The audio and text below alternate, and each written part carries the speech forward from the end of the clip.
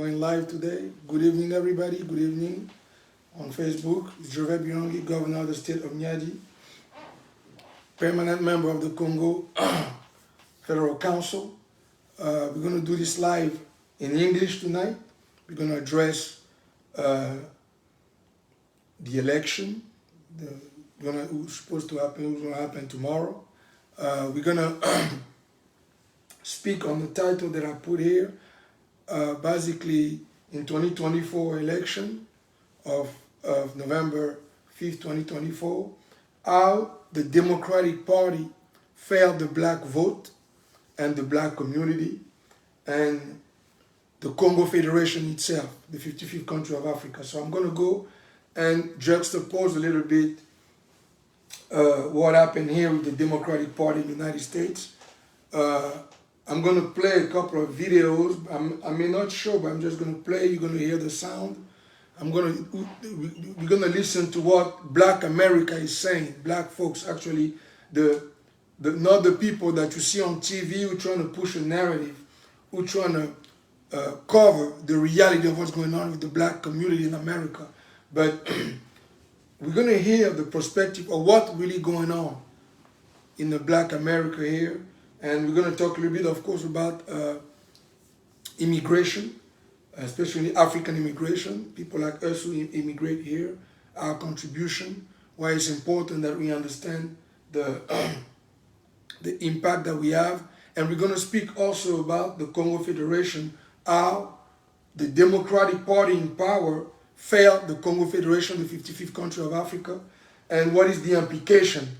And we're going to talk about the influence of the new African leadership led by the Kongo Federation and our influence in the black community here in America and in the North, but also in Africa, how we lead in the new vision for Africa, and we hope that it help Black America too. So we're going to start to talk about the election a little bit, but what I'm going to do is I'm going to just play some videos, or it's going to be an audio. I think you guys might just hear an audio, but I'm going to start by playing that.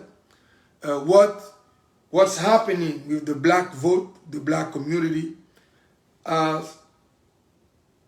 was the impact of the Democratic Party? What is it that the Democratic Party actually done and is doing, and why I put on my title that the Democratic Party failed Black America, failed the black vote, failed the black community. And I'm gonna, but I'm gonna play some videos so you guys can listen from yourself what Black America is saying about the Democratic Party, the Republican Party, and of course I'm gonna finish my live with a word to the Democratic Party, a word for the Democratic Party, and a word for the Republican Party. Basically, a word for Vice President Kamala Harris and former President Trump. I'm going to close my live by giving my last thought about that. But I'm going to play some videos for you guys to listen to what Black America is saying, and I'm going to come explain why we're talking about failure. Why is that the Democratic Party failed the black community, failed the black vote? Why is the numbers still bad beside anything they're saying? But you're going to hear for yourself what Black America is saying. Let's start with this little video here.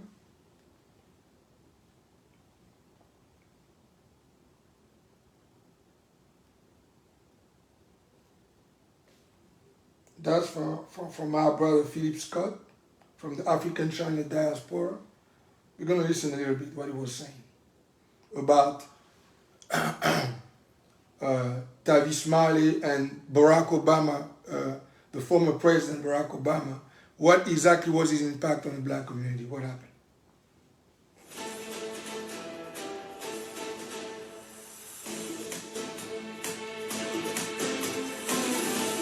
So radio host Tavis Smiley was reacting to Barack Obama talking down on black men. Because how dare black men walk away from the Democrat Party? How dare black men think for themselves? Tavis Smiley was one of the figures who were calling Obama out.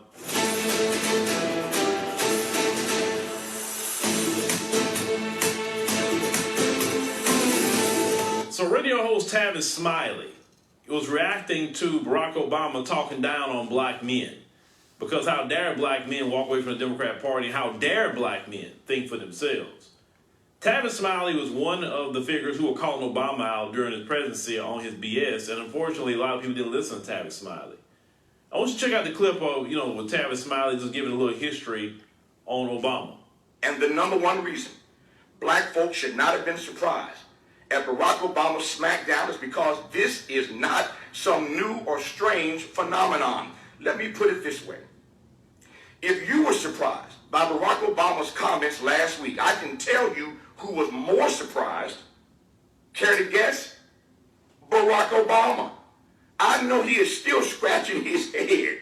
I've been talking down to these Negroes for 15 years. Now they're going to act all brand new like they don't know me? Help me, Holy Ghost. No, y'all know who I am. I'm the one who at the Congressional Black Caucus dinner told y'all to stop whining, stop crying, stop complaining, take off your slippers and go do something. I'm the same one who admonished black men during my commencement address at Dr. King's alma mater, Morehouse College. Somebody rescue me if I'm wrong. I'm the same one who gave black men the business at a black church on the south side of Chicago, wait for it, on Father's Day. Y'all know who I am. I'm the one who sang Amazing Grace in South Carolina. I'm the one who broke y'all off some Al Green at the Apollo in Harlem. Now you acting all funny style. Y'all Negroes know me. I'm the one who told you repeatedly, I am not the president of black America. I'm the president of all America. Y'all Negroes are killing me. Now, I remember the way Obama would talk down to black people all during his presidency. And the way he talks down on black people, he think he's better. You understand? He think he's better. And the reason why he think he come across as thinking he's better, he was raised by them folks. He was not raised with us. He wasn't going through what we went through. He was raised with his white mother and white grandparents. He went to school, to Harvard. Think he went to Harvard and things like that. Like, come on. I mean, the average black person don't grow up with white people. Then we grew up with our people, our culture, our community. Yeah, he married a FBA, Michelle, but him, no, he doesn't have no connection to us like that. So it's easy for him to wag his finger and talk crazy to us like that because he's not one of us. And I'm so glad and proud of black America that say, oh, hell no. Who in the hell you think you are? You better carry your happy self back to Martha's Vineyard where you live with them folks. Because you don't live around us. You live around them folks. But you coming out your house all of a sudden and talking down to black people, thinking you going to tell us what to do? Man, please. You listen, you messed up your legacy. Black people don't respect you. The worst thing the Democrats can do is wheel you out. They're going to say, oh, he coming, here we go. Nobody care about him. Them folks, I don't know if they listen to you or not, but we sure not. And so Tavis Smiley was definitely, and Jesse Jackson, was on him during his presidency for how way he was talking to black people. Wasn't doing nothing for black people. So it's about in line why he was talking that way. But Obama gonna stop coming out. He gonna see, because every time he come out and run off with his mouth like that to black people, he gonna get the business and he gonna say, you know what? Yeah, I'm gonna leave them alone. And it's best that you do leave black Americans alone, because in your presidency you didn't do nothing for us anyway. Okay, so I want to share just this a little bit first. Please share the live. I forgot to share the live. Share the live in your group and Facebook, and I forgot to share the live. Sorry, I forgot to share the live. Please share the live. Share the live in your Facebook group and WhatsApp, and please share the live. I forgot to share the live. On Facebook and on LinkedIn. Please share the live.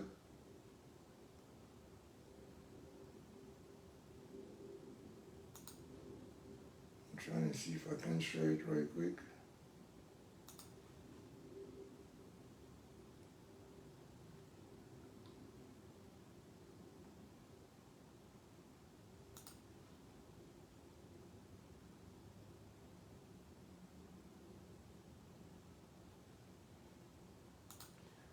Okay, please share the live. I forgot to share the live in the social media. Share the live. I, the governor of the state of Lekumu and Buenza, Governor Pungi is here.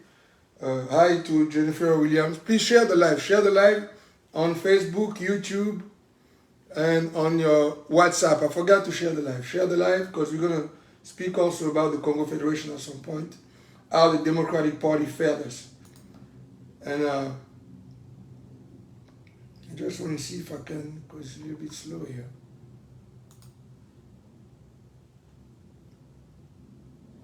Okay, if I can share it at some point, right quick.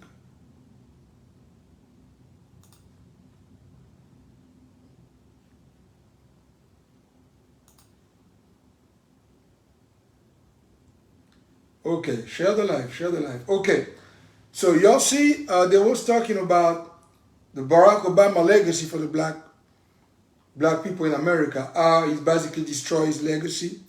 For 8 years of his presidency, he didn't do anything policy-wise for Black America, and he left Black Americans angry over the years because everybody, the majority of them, even us who are immigrants, who live in a lot of hope when he was president, but he turned out to have help more LGBTQ people. He helped Asian people. He helped the bank. Barack Obama saved the bank.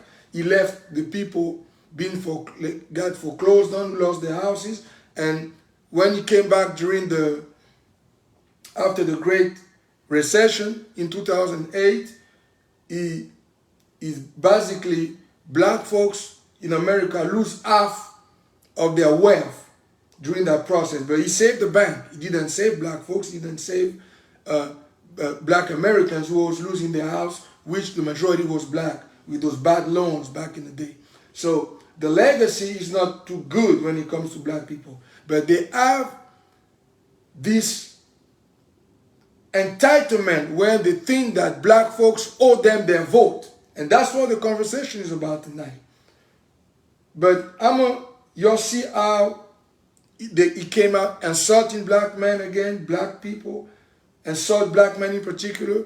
Now his wife, Michelle Obama too, came out, insult black men, and they keep, the Democratic Party and the leadership keep insulting black people and trying to basically bully them to vote for them when they have passed no policies to help black America. But what I'm going to do, I'm going to play you what actually black America want and need when it comes to the economy.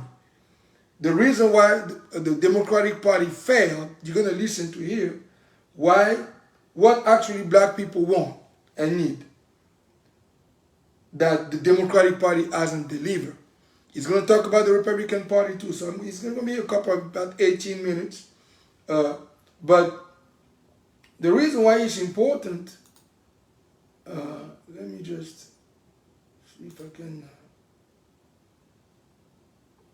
it's a bit slow here.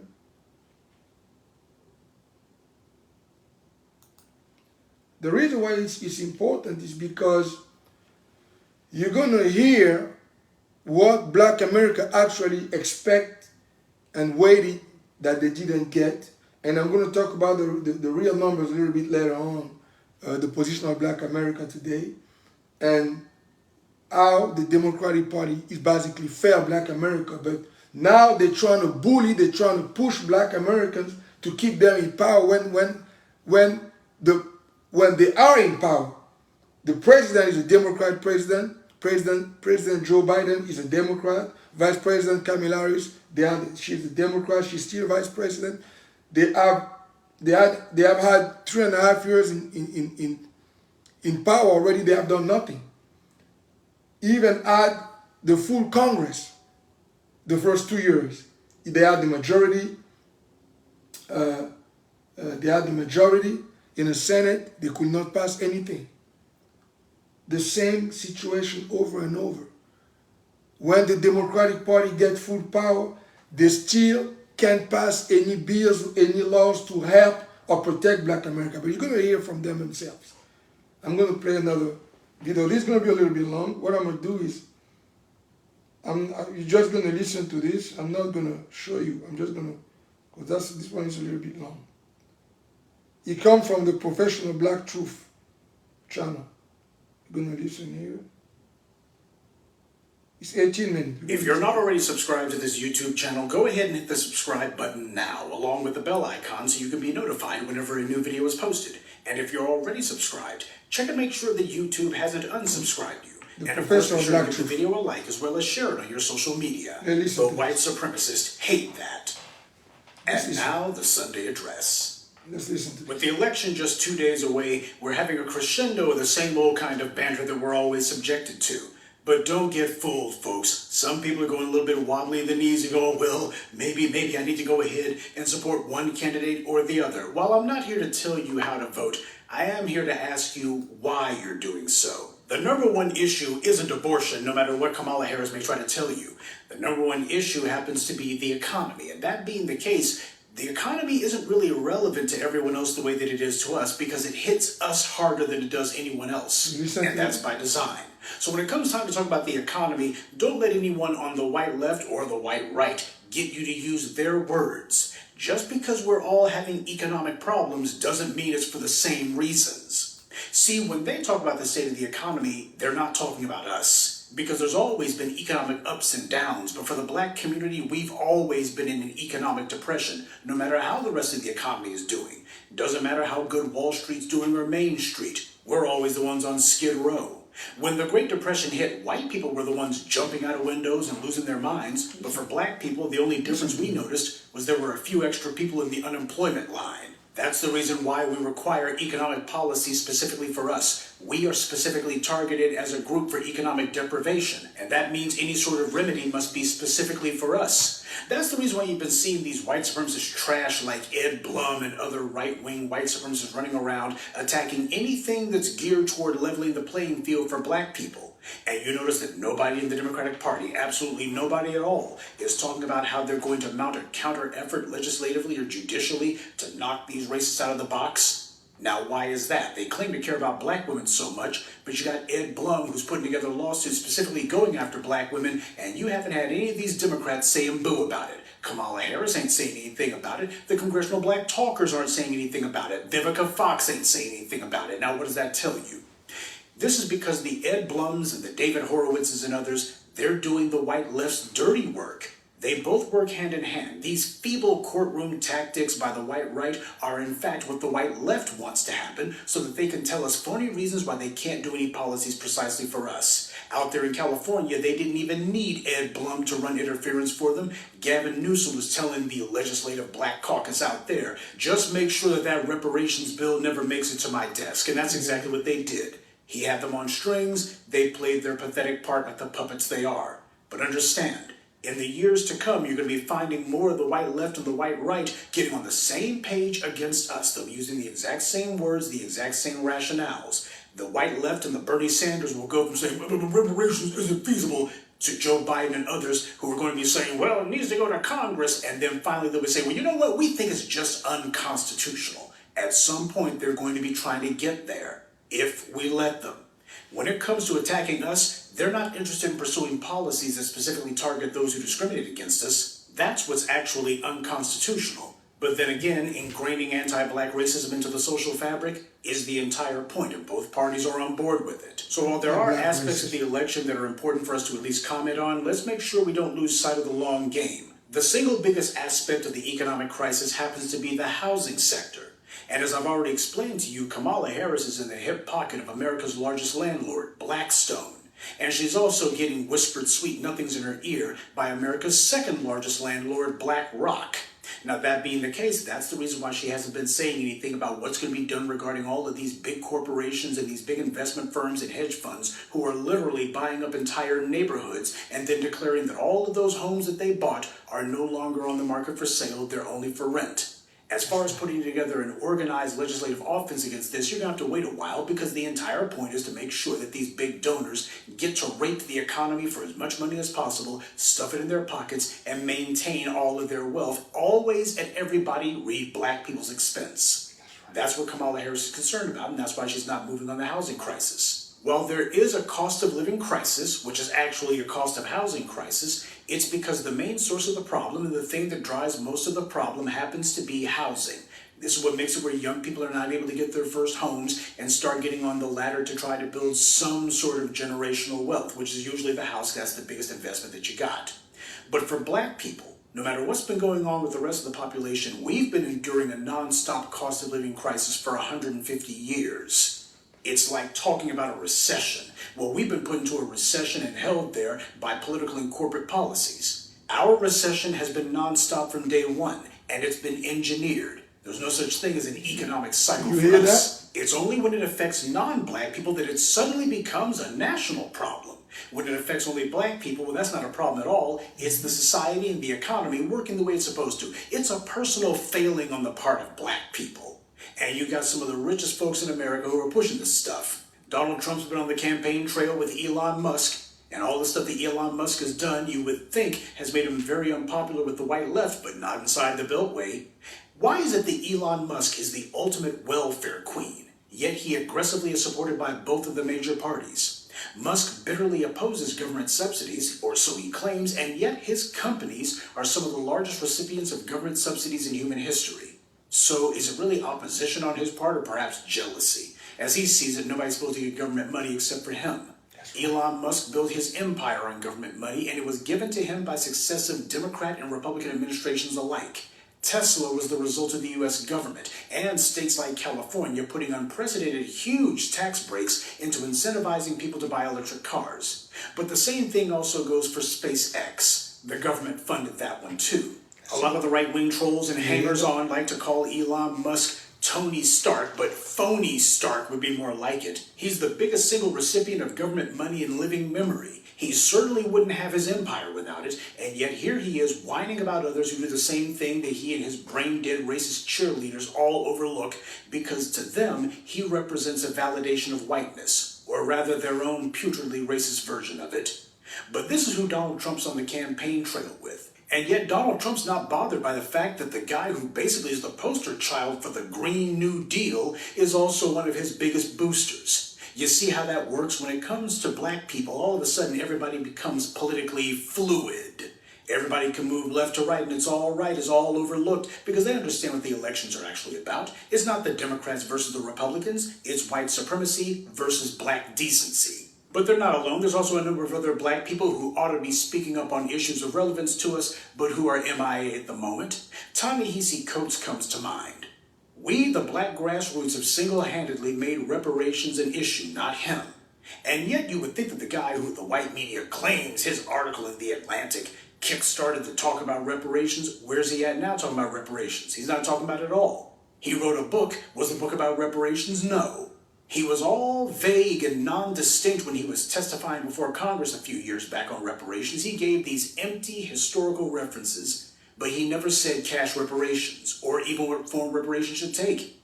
He deliberately left it where reparations could be, well, whatever anyone else wanted to call reparations. That was deliberate. Now, when it comes to the latest book that he wrote, only a part of the book, by the way, dealt with Palestine, not all of it. But nonetheless, he's been getting himself a whole lot of publicity, a whole lot of attention over that. When it comes to the Palestinians, he's not vague at all. Just like Mark Lamont Schill. There's another one for you. When it comes to sticking up for everybody else, these bootlegging Negroes, they always make sure that they're strident for everyone else. Reparations ought to be something that they all should be talking about.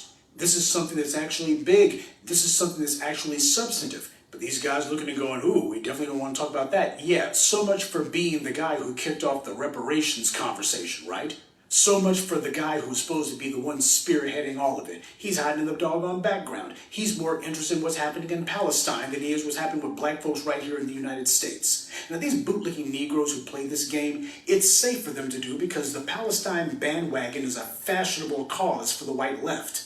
That's who these guys want to be heroes to. Because regardless of if there's a two-state solution, a one-state solution, or a no-state solution, nothing that happens over there in the Middle East is going to affect what happens here at home. So that being the case, the Ta-Nehisi Coates and the Mark Lamont Schills know that it's completely safe for them to let their hearts bleed for Palestine. Meanwhile, if you actually want to change things, you have to change the balance of power in the United States. You're not going to get that from any other constituency.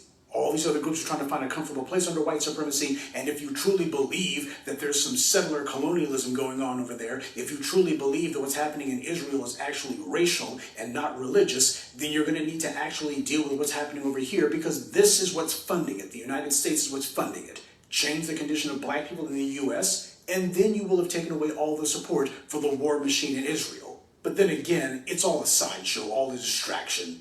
We have these simple-minded slackers like Lamont Hill and Coates losing their little TV gigs, risking that little old TV cable money that they got. But when it comes to black people, you never see them doing the same thing. If these Negroes had a platform at the UN or on TV, why do they never use it to put the Democrats or Republicans on the hot seat about reparations? Yeah, they're willing to lose their doggone livelihoods, allegedly. They're willing to risk their careers for a fight in the desert on the other side of the globe. When the reality is, if you actually wanted to help the Palestinians, then you would be demanding cash reparations for black Americans, because an empowered black community wouldn't be prioritizing the Israeli war machine. We would be keeping that money here at home. But it's very clear to me that many of you like what Coates did, and you like that these Zionist mouthpieces in the white media are angry about what he said. When those who are white supremacist adjacent take one in the teeth, that's fine. But I can't really give Coates a pat on the back for the same reason I couldn't do it for Mark Lamont Hill. You see, when you're black first, that's exactly what it means. Black first. You want me to stick up for your cause? Well, you have to stick up for mine first. Rashida Tlaib only gave one or two very tiny, very empty mentions to the police attacking black people, and she hasn't said one word about cash reparations at all. She is a straight Palestinian advocate, full stop. If anyone should be tripping over their shoelaces to get in our good graces, it ought to be her, but instead, as we see with so many of these immigrants, she's hedging her bets and calculating that she can get what she wants without doing anything to advocate for the tangibles that we're owed. Did you know the Palestinians have a seat in the UN? At least the Palestinian Authority does. Can anyone think of even one time when they have used their position in the UN to stick up for us, to support us? So that being the case, what the hell would we look like being ready to jump out a window to take sides for Palestine? I only support people to the exact same extent that they support me. If they support me a lot, then I'll support them a lot. They support us only part-time, I'll only support them part-time. And if they don't support us at all, don't you dare ask when I'm going to support them.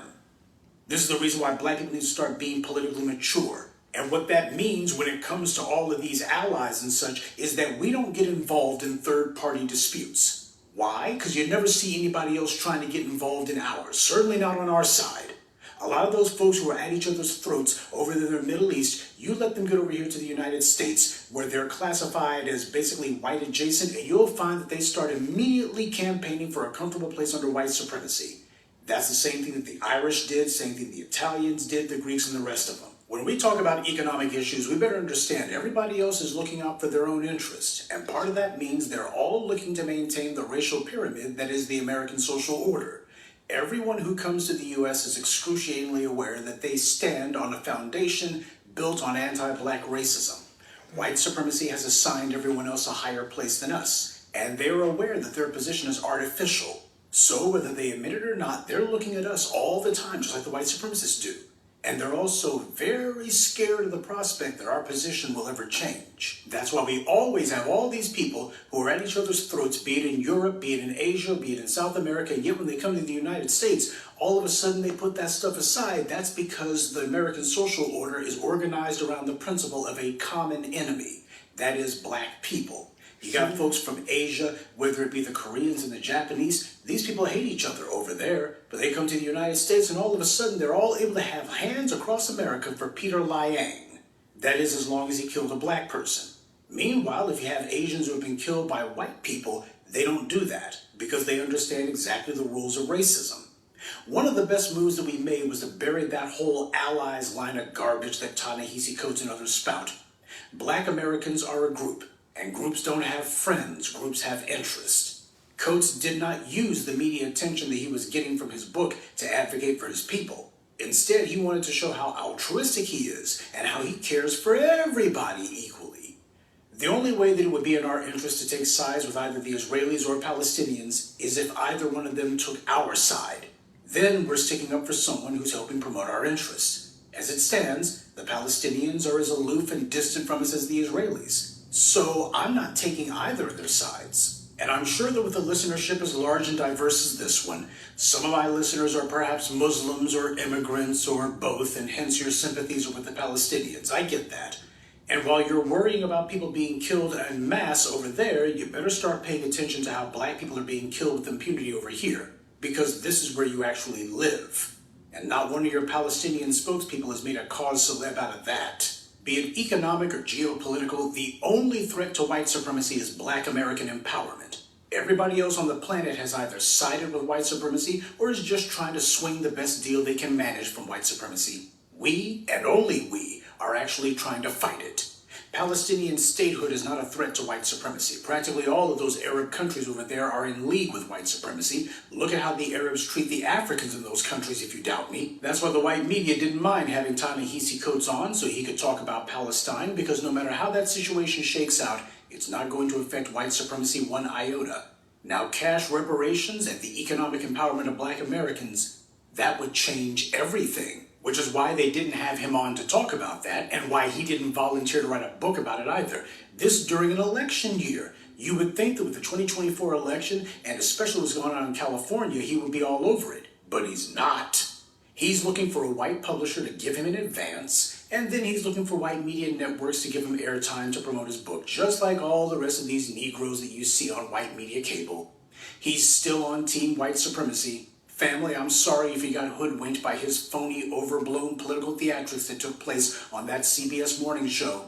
More people are talking about his book than were before. You think that's some sort of accident? I think they wanted that to happen. If they didn't want him to give his support for the Palestinians, all they had to do was simply not have him on the air. No one would have even known that his book came out.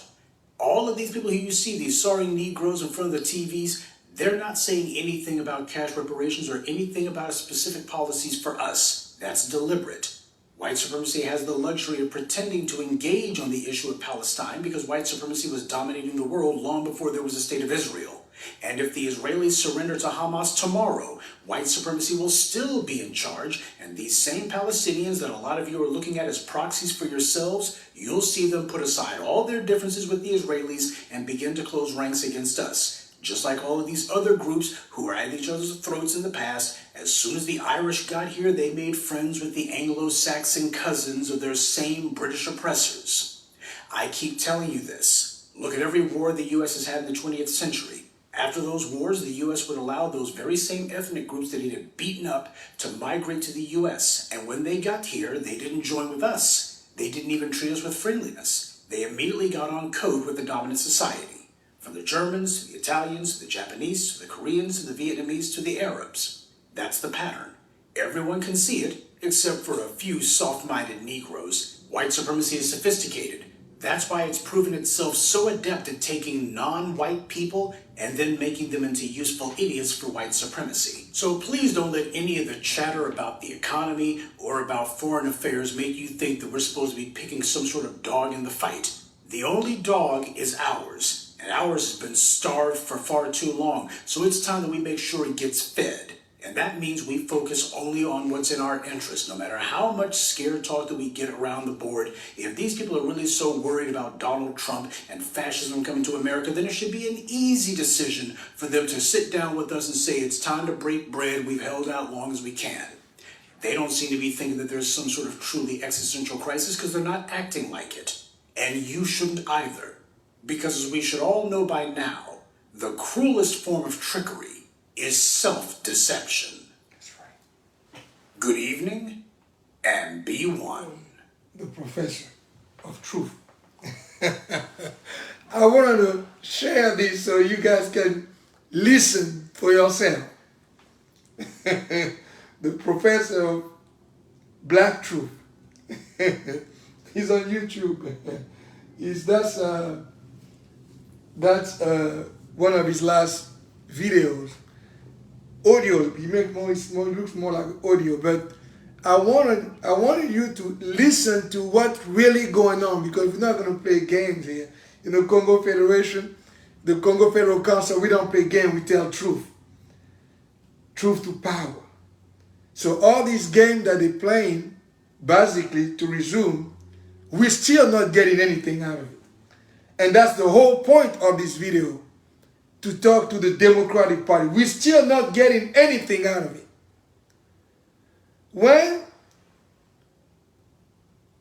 Vice President Kamala Harris sent her whole supporters with President Barack Obama, with his wife, to speak to black folks, the way they spoke to black folks to come to vote for them was so disrespectful that they got black America angry, pissed off. Because we still have this disrespect coming from the Democratic Party, even though they always enjoy a majority black vote of over 80%. But when it comes to the policies, that's what he's talking about.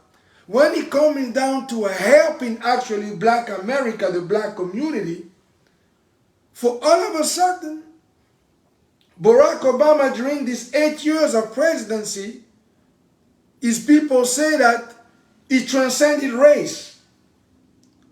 So his reason not to help black America during these 8 years of presidency was that he transcended race. Basically, he's in power, he's not black anymore.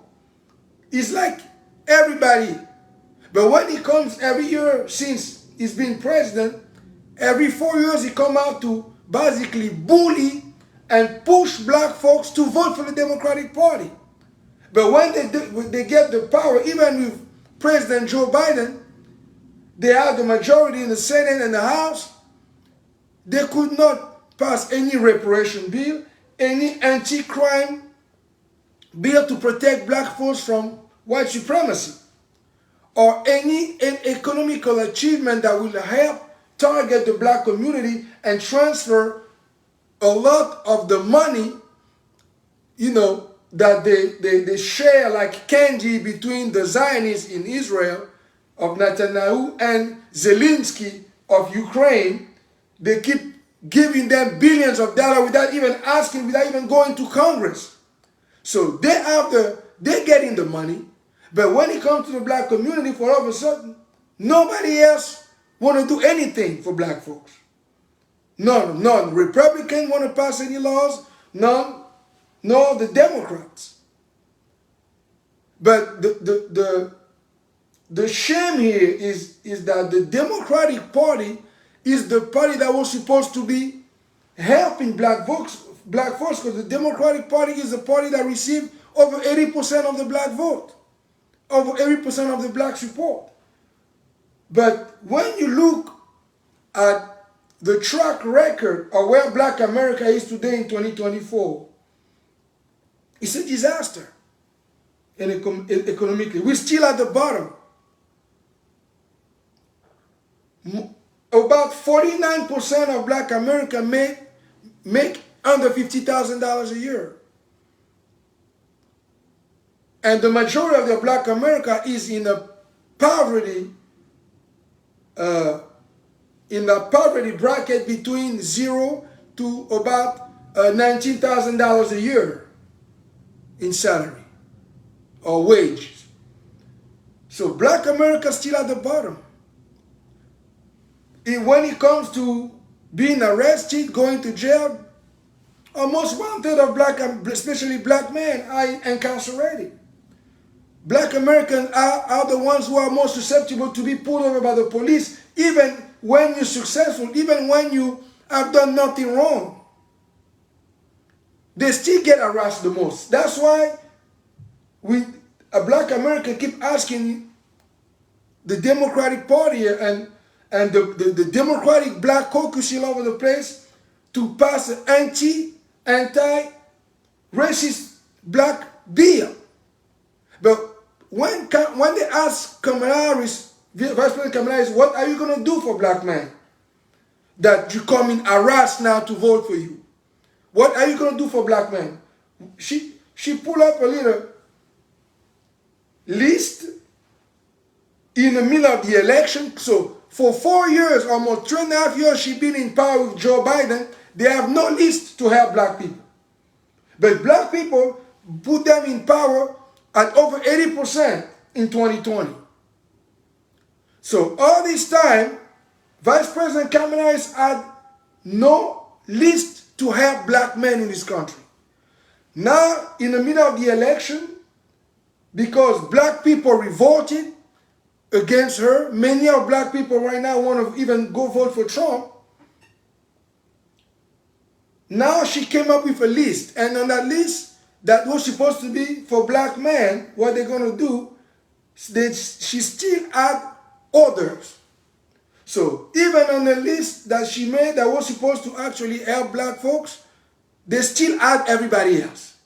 And every time the Democratic Party bring a bill or bring a policy where they say is for everybody, is for others, is for all of you, black folks are on the bottom.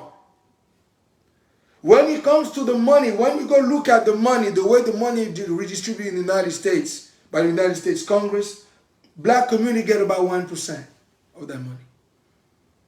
The rest goes to the Zionists in Israel, they go to Zelensky, they go to the billionaire, the rich folks, which are most of them are white families. But the black community still get almost nothing. It's 2024. That's what the difference is with our generation. We refuse to come just talk about what happened during the civil rights. Yes, we know that we have maybe more right than we didn't have before. We get that as black people. But you cannot keep talking about the civil rights era, and it's been like 40 years or 50 years since then. You have a lot of black politicians in power, you have a lot of black presidents in power, and you still have a lot of a Democratic president in power, because the Democratic Party are the ones who receive the most of the black vote, or about 80%. Now the revolt, now they've seen the revolt. I think Kamala Harris was at like 77% the last time I checked. So she don't even have enough to win. And if you look at even the campaign that she's been doing the past 2 weeks, she's been talking only to black, she's been going only where black folks are. And it's ironic to me. You keep coming telling people that, oh, black America or black people in America are only 14% of the country.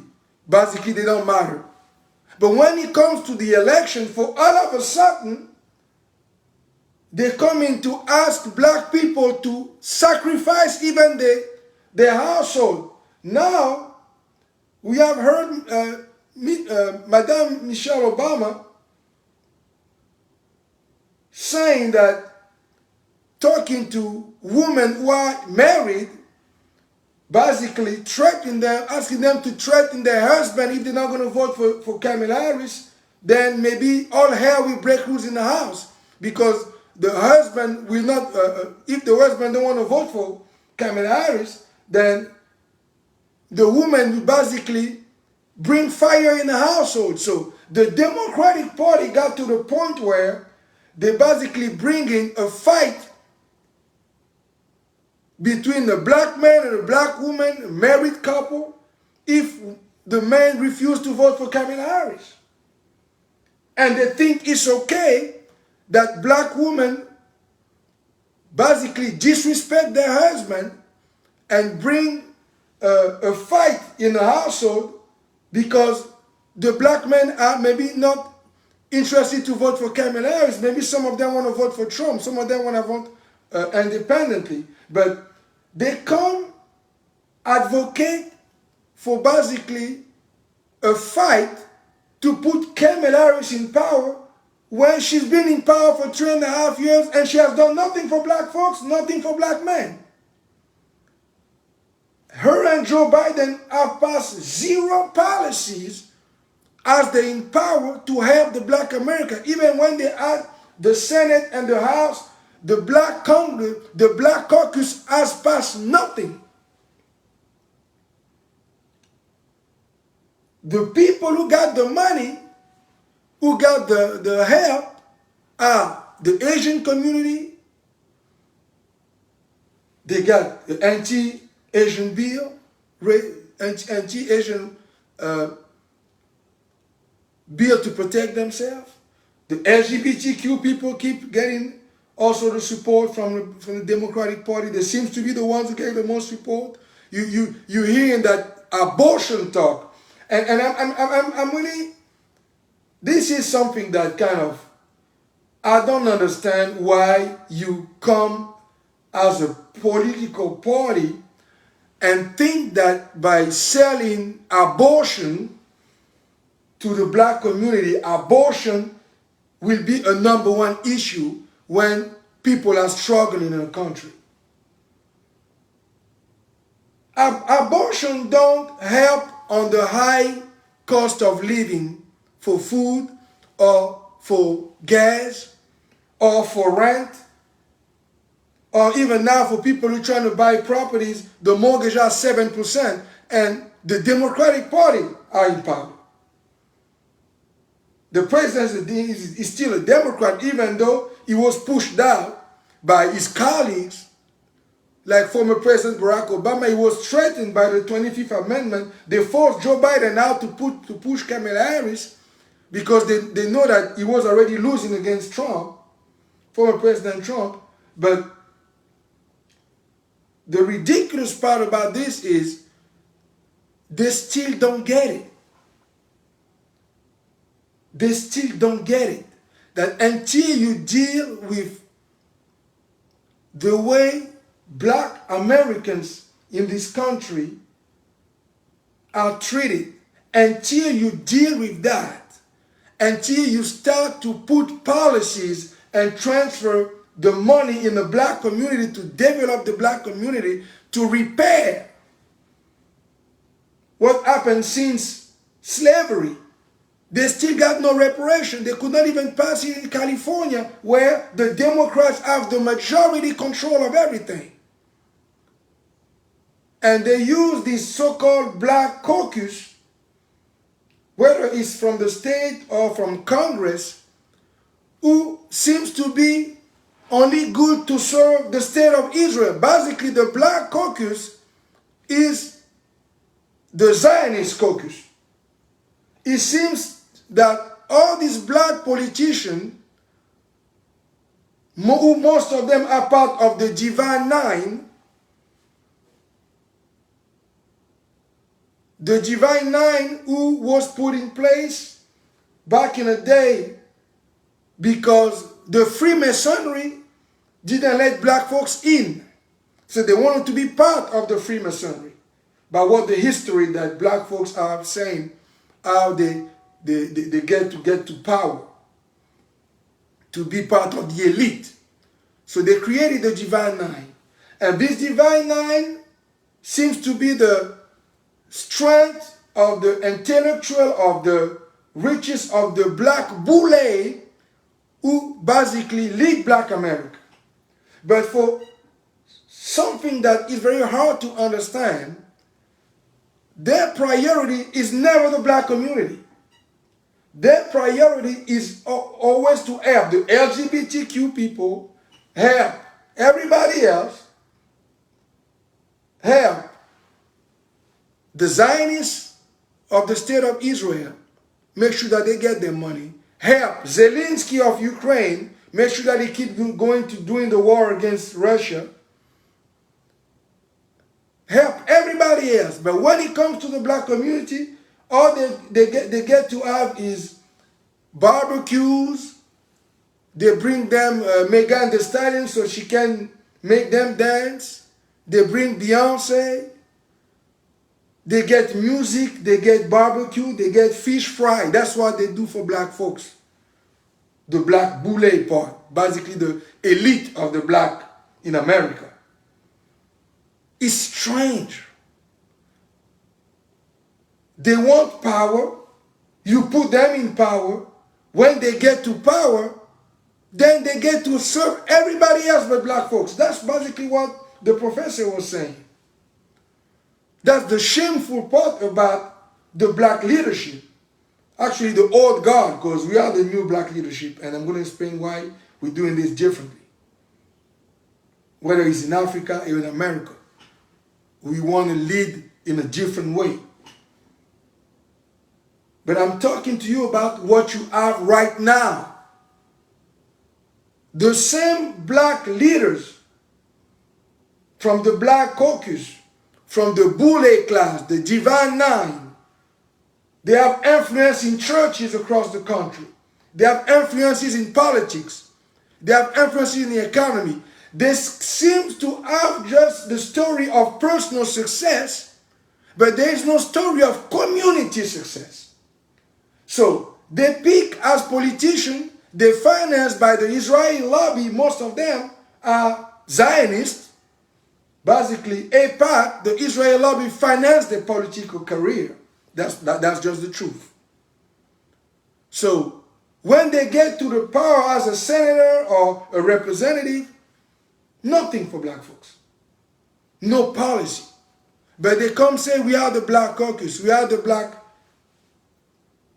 representative. They seem to represent only their own interest, where they get to get the big money, the big time on the TV screen and all that. It seems to be about personal success only. That's what we are seeing from the Black Boule society. And some of them seems to be the protector of the white supremacy too. And the part that I discovered that kind of distraught me the most, as me myself a politician leader today for the Kongo Federation, they seem to use the Black Caucus in Congress to draft laws to hurt Africans. The laws, the economical laws who bring high prices, high debt, they seem to be drafted by the Black Caucus in the United States. That's what we discovered recently. They passed the laws that basically hurt Africans. Those laws are drafted by the Black Caucus in the United States Congress. We have discovered that too. So it's always this situation where they got some black people on top who they're part of their own Boule society, Divine Nine society, Freemasonry society, where the action that they take, the policy that they take, seems to hurt black people all the time. And they're the one who push actually for this type of war game going on between countries in Africa. It's very hard to understand sometimes when you look at those policies that they draft. And they come out of the Black Caucus. We discovered that too. That's why I say in the title of my video, the Democratic Party failed the black vote, failed the black community, but also failed the Kongo Federation. Because when we went to speak to United States Congress, the Kongo Federation, to protect our people who have been genocided for over 40 years by Denis Sassou Nguesso, who pretend that he's a president for the Republic of Congo, where he's never been voted, he just imposed himself. He's been there for over 40 years. There seems to be also always a lack of empathy for the autochthon people of the Kongo Federation who have been suffering under this dictatorship for over 40 years. Even when he's trying to speak to black senators, black representatives, they still need to have no empathy when it comes to black folks in Africa. It's amazing to me. Yet they talk about the struggle. We talk about Martin Luther King. We talk about the civil rights movement all the time. But they don't seem to see the pain of the autochthon people, the owner of the land, like the Congo people who are the owner of the land that they came in and built United States on by using our natural resources, by using our labor. Many of the slaves come from the Congo what used to be the Congo Empire. The governor Pungi say in the Kongo Conference known as Berlin between 1884 and 1885. That's why. The Congo Conference between 1884 and 1885, they have used that to divide Africa, to create these African countries. They have used that to build their country, to build the United States, to build what you're looking at today as United States. But they came to our land. They took our natural resources to build United States. But they never built or helped build our people back there. But that's what they promised to our ancestors. They never did. And when you put it in today's context of politics, what we discover is this resentment against black people all the time, coming from black leaders in position of power in United States Congress, in United States House of Representatives, in United States White House. It seems always to be this lack of empathy when it comes to black folks in America and in Africa. So how do you think that you're going to get better if you don't address the pain, if you don't address the destruction that have been put on our people's lives over the centuries? Black Americans asking for reparation for slavery, but African like Congo are asking for reparation for what you have done back on our land by using our natural resources, building your own countries and not building ours, as you still basically put a financial system where you basically steal our natural resources, you take it for free, and you put in front corporation, multinational corporation, who basically just take the natural resources and don't develop our people. That's what the new black leadership is against. That's why you see this black revolt in America, black revolt in the United States, and the Kongo Federation. We are one of those new leaders in Africa and United States and everywhere in the world that has spoke clearly about solving the issue of the black community first before you understand that you cannot go further than that. You need to bring a solution to it. You need to bring some reparation, you need to bring some protection for black folks, whether it's in the United States or in Africa, because we are the ones that are getting pounced on. We are the ones that are getting basically steal from. Now, our community are not getting built.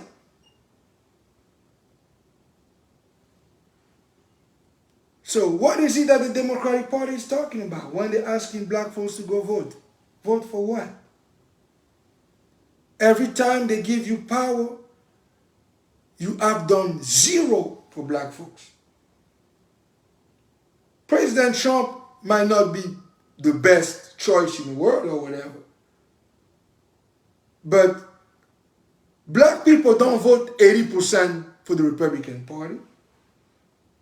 Black people vote 80% for the Democratic Party. So the burden for black folks is on the Democratic Party first, because that's where they lock the majority of the black energy to build their career.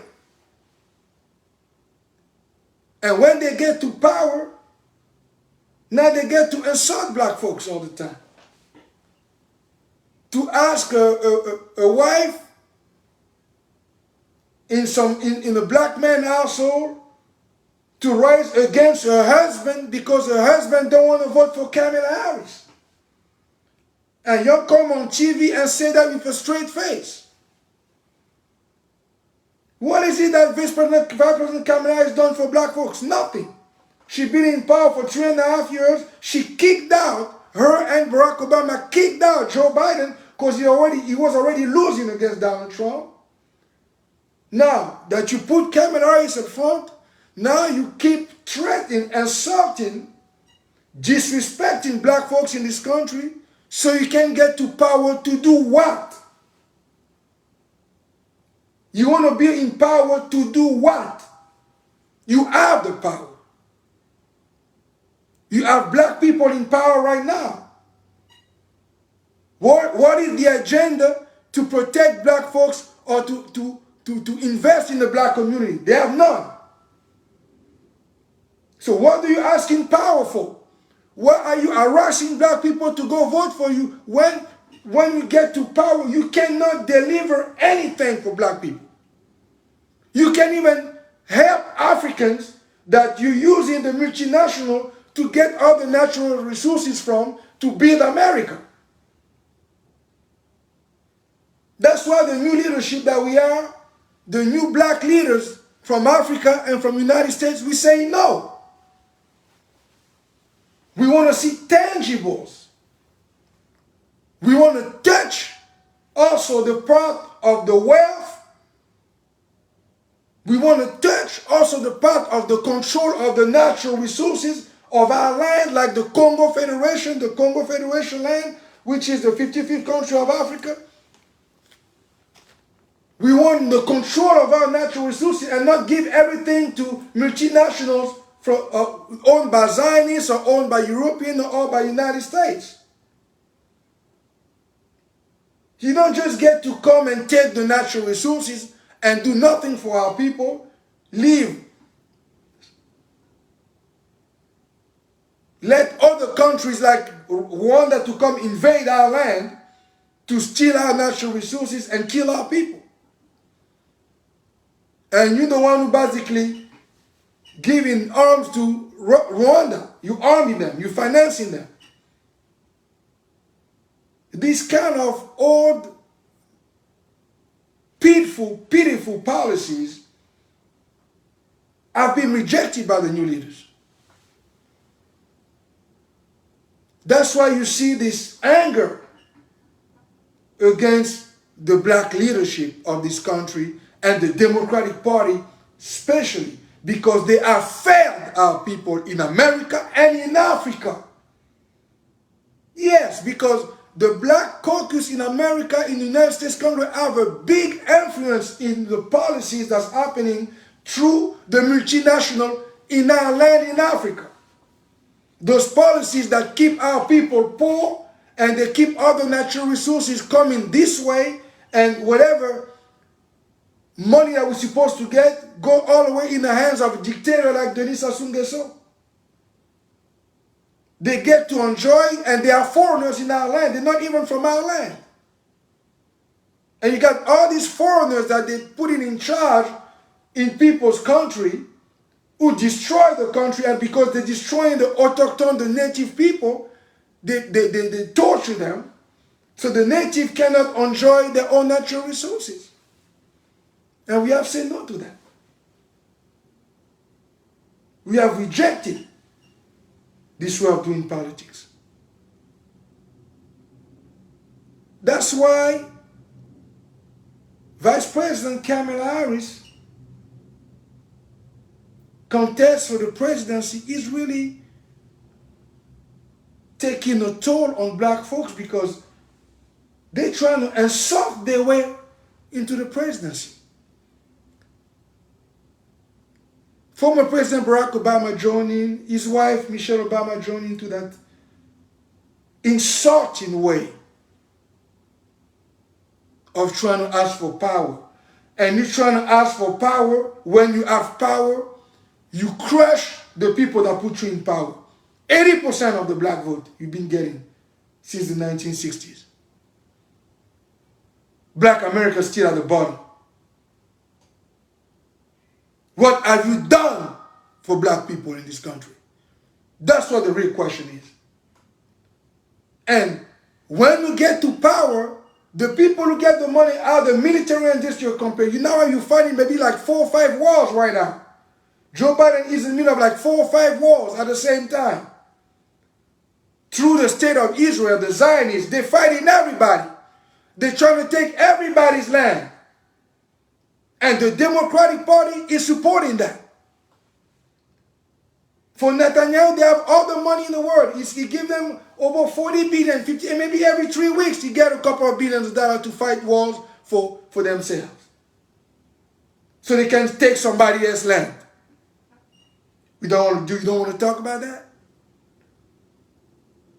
But yet you asking the people that you're doing nothing for, you basically harassing, because what I'm saying is it's not even, you're not asking people, you're harassing black men, you're harassing black people. That's harassment. Because when you start to trying to get a wife to rise against her husband in a household because you want Kamala Harris to be president, Kamala Harris who have done nothing for black folks. She's been in politics for decades. They could not even pass a reparation over there in California with that the governor, how you call him, of California, Gavin Newsom, and the Black Caucus. They could not even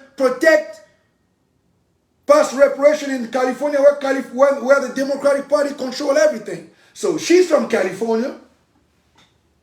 So why she didn't help the black people over there to get reparation in California? She's from California.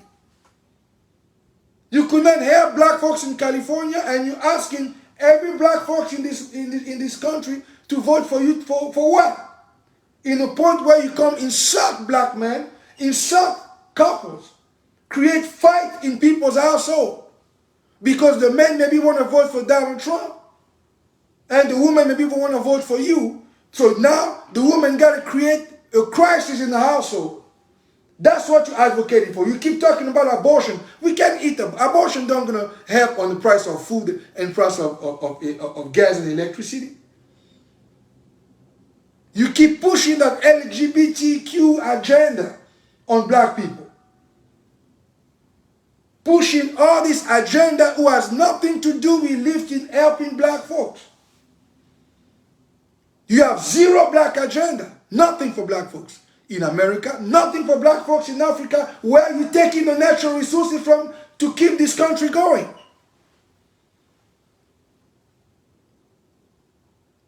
So why should you receive black people's support? Why should you be in power as the Democratic Party? Why should you still receive 80% of the black vote if you don't do nothing for black people? You keep protecting white supremacy and Zionism. White supremacy and Zionism don't help black folks.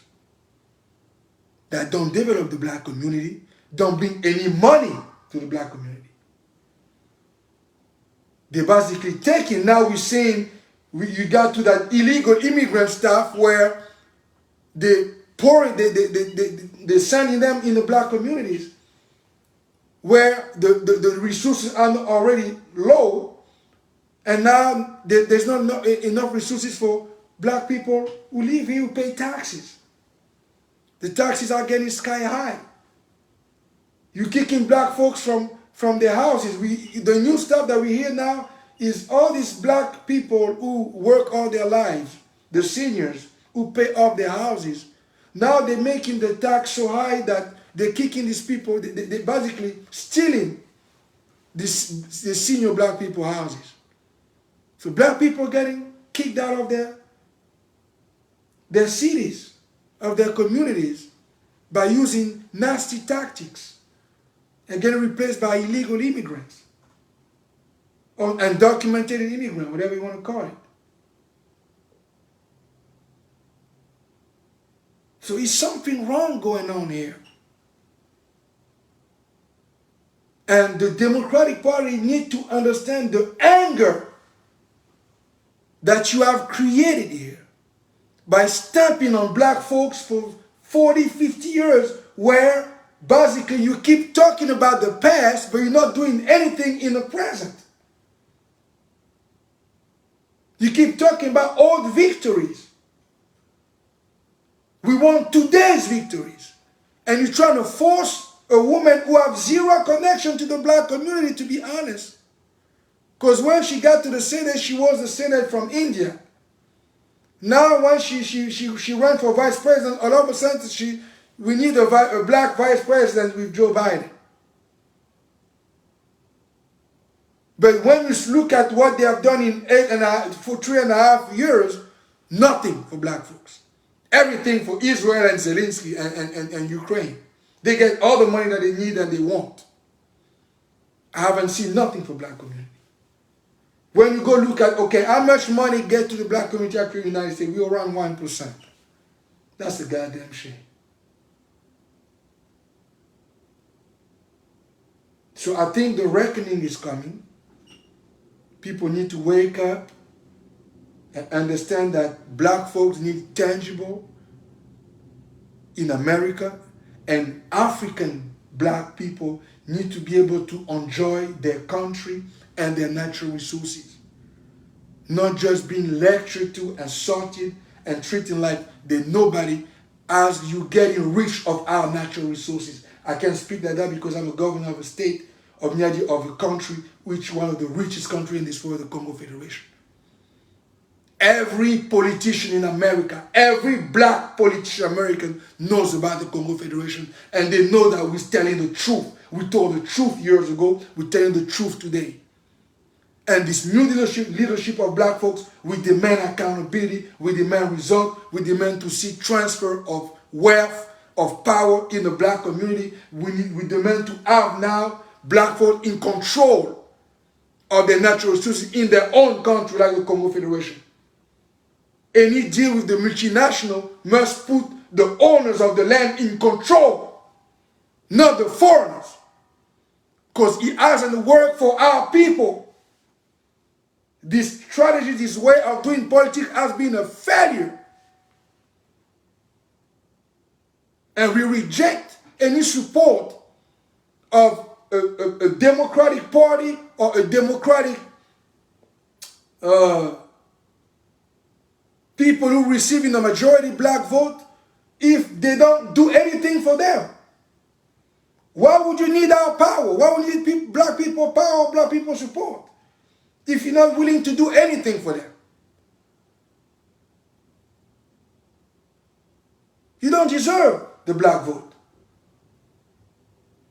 That's what the reality is. And stop insulting us. And stop insulting our intelligence. And stop trying to bring a fight between man and a woman in their household because they don't agree with the fact that you have done nothing for black people. You have had 8 years of Barack Obama in power. You have 4 years of Joe Biden in power. The last 12 years, you have done nothing for the black community. You could not even pass a bill to protect black America. You could not even pass a bill to help black America. You could not even pass a bill for reparation to repair black America. And if I talk about Africa, it's actually worse. Because all you're doing is helping the Zionists take people's land. And also, some of those lands are African lands. So stop the foolishness. We reject that way of doing business. As black leaders in Africa and the United States, we are rejecting all this type of politics that don't help our people. And yes, we're going to come speak out strongly against that, especially one day before the election. You need to get it. You need to understand it. The failure of the Democratic Party, the failure of the Black Caucus, the failure of the black leadership in America when it comes to the influence in Africa and here in America. We are tired of you using our energy for nothing and delivering nothing for our people. And we will rise against you and make sure that you lose your political position because you're doing nothing anyway. My name is Gervais Birangui. I'm the governor of the state of Niadi, of the Kongo Federation, the 55th country of Africa.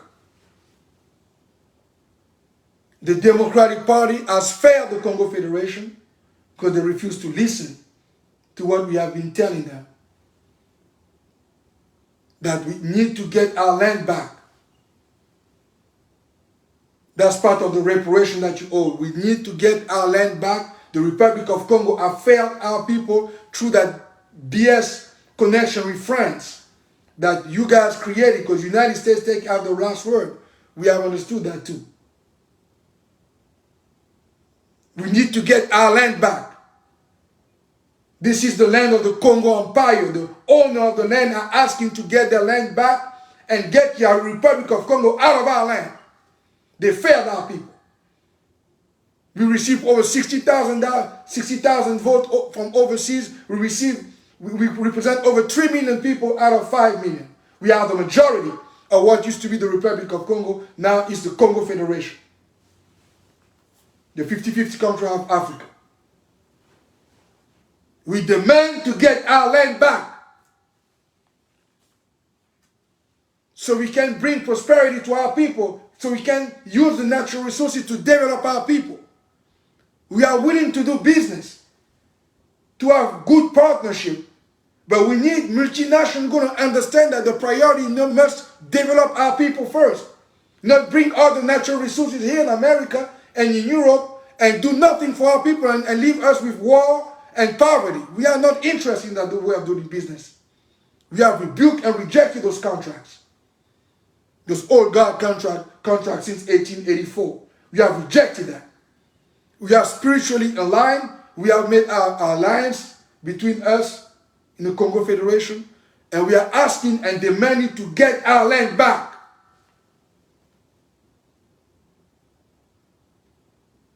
And I hope that you take this video and share with all these black politicians in the United States, those people who are in the black caucus in Congress, whether it's in the House or it's in the Senate. Share that video. Explain to them that the new generation, we have rejected that way of doing politics that you have been doing. Where you use our energy, you use our people. Now you harass black folks to go vote for you and you don't deliver nothing for us. And you create all this chaos, this disrespect of black men. Asking a black woman to disrespect their husband. What kind of politics are you doing? Asking wife to disrespect their husband for Kamala Harris? Really? For Kamala Harris? She married to a white man. She not married to a black man. You're asking black women to disrespect their black husband for Kamala Harris, which married to a white man, a Jewish Zionist. Yeah, I said it. She's not married to a black man. She's married to a white Jew man. But you're asking black women to disrespect their black husband for her? Is that what it got? Is that what politics came down to in the black? That's what black leaders now asking for? Are you serious right now? You should be ashamed of yourself. You don't deserve the black vote. You don't. And you shouldn't get it, to be honest with you. You don't deserve the black vote. And you need to understand that we will not stand for this disrespect anymore, and we will not stand with exploitation where black folks still at the bottom, but you use black people natural resources to build your country, your companies. We have rejected this way of doing business. My name is Gervais Birangui. I'm the governor of the state of Niadi, of the Kongo Federation, the 55th country of Africa. I wanted to share my thought one day before the election, and I want to share what some African American, foundational black Americans are saying about the economy, are saying about this election. But we don't want to be disrespected anymore. We are not interested to be dragged to the bottom all the time and exploited like we're nothing. We're going to rise against that. and we're going to get many of you out of power. It don't matter if it takes us 10 years. We're going to get on a campaign against this way of doing business, where black folks are disrespected all the time. I wanted to share this message today, one day before the election, so you guys can understand where the black community stand and where black leaders, African black leaders, African American black leaders, financial black American black leaders, what they're saying and where they stand, so the country can understand where we're going. We're gonna keep our vision out here to explain to everybody that things have changed. And this generation want to see progress. We want to see our people fare better, better wages, better position. Not individual success. We want to see community success. That's why we are a federation. We advocate for community success, not personal success. That's why they sold here in the black community with the black boule, the Divine Nine. They're selling personal success. Black people personal success when they're trying to paint a husband against his wife to put Kamala Harris, who married to a white man who happened to be Jew or Zionist, whatever you want to call it. So you want to destroy the black family for Kamala Harris? Are we serious right now? So you need to think about that. That we have rejected this way of doing politics and this way of doing business. The new generation that we have rejected it. And we want our land back in the Kongo Federation. Give us our land back. The Republic of Congo have failed our people. Our people, over 3 million, are asked for their land back and to control their natural resources and the protection of their people. That's what our people are asking for. The Democratic Party is aware of it. The Republican Party is aware of it. And if former President Trump wins, we're going to come also keep him accountable about the black community and about the Kongo Federation. We do the same thing that we're doing right now. Nobody is getting away with stamping on black folks anymore. We're done with that. This new generation of leaders, we are done with that. Between the Boule, the Divine Nine, the Freemasonry, and all these organizations who basically surf on black folks' energy and do nothing for us. We are done with that. You need to understand that once and for all. Okay, I'm going to stop here tonight. Thank you again. Please share this video with your parents tonight, with your friends, your family. They need to understand where the black consciousness, which level we're on right now. We will not tolerate disrespect anymore. To be kept at the bottom, at the poverty level all the time. We're done with that bullshit, to be honest. You'll tell that to your family. And nobody gonna come split the black family so we can elect a woman who's married to a white man who has been in power for 3.5 years and done nothing for black folks. And then we're supposed to break our black families for that. Really? Never again. You'll pass the message to everybody. Okay, thank you again. Thank you to the Kongo Federation. Thank you to the Governor Pungi, the Governor of the state of Bwenzali Kumu is here. He's one of the governors that we actually was in the White House. He even met Joe Biden. He spoke for us over there. He represented the United Nations. He fought hard to try to get the Democratic Party to get it, as I did as the governor of the state of Pangala. Maman Olga Sedi-Chemin did as the king of the kingdom of Luango, His Majesty Chikazinga I, as we fought to liberate our people. We dealt with the Democratic Party, and it seems like the Democratic Party still don't get it. They still don't get it. That black folks are not interesting to be stepped on anymore. And I think history give us, in history, we tell that we was right. And we have rejected this way of doing politics and business, especially in America and in our own countries, like the Kongo Federation. Thank you very much. May God bless all of you. Please, learn that what we need now is to protect the black community, to protect Africans, and to protect and repair those who have been at the bottom for centuries. Enough is enough. Black people need to be respected. Don't just try to use them. You don't have to love us or like us, but at least you owe us respect.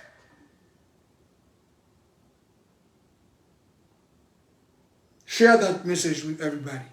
Thank you again. May God bless all of you. I'm Gervais Birangui. I'm the governor of the state of Niadi, of the Kongo Federation, the 55th country of Africa. Please help share that message to every English-speaking country that they need to give our land back. That's what our people have asked. Over 3 million. May God bless you all. Thank you.